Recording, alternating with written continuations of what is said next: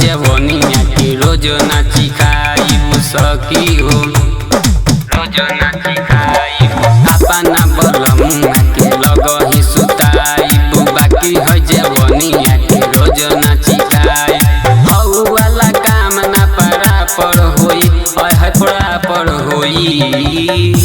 जे एक दिन आतर होई सजन मन पातर होई। जे एक दिन आतर होई सजन मन पातर होई।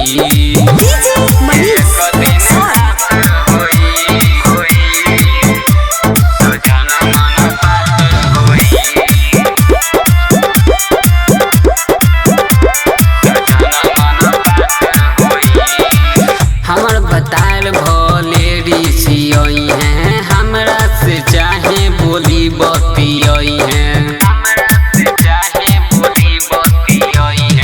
हमर बताल भोले ऋषि हैं, हमरा से चाहे बोली बतियाई हैं। भूसा में आँख भले चाकर होई, है चाकर होई।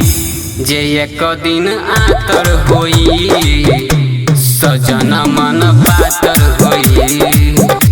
जे एक दिन आतर होई सजन मन पातर होई।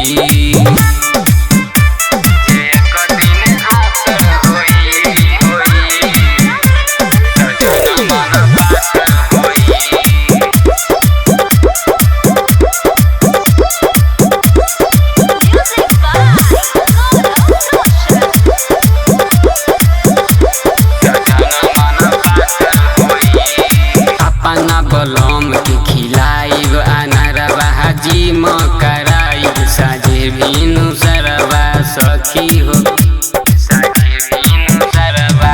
अपना बलम के खिलाइब अनारवा हाजिम कराइब साझे भीनु सरवा। तबे बिटू के बाड़ी टापर होई, है टापर होई। जे एक दिन आतर होई सजन मन पातर होई। जे एक दिन आतर होई सजन मन पातर होई।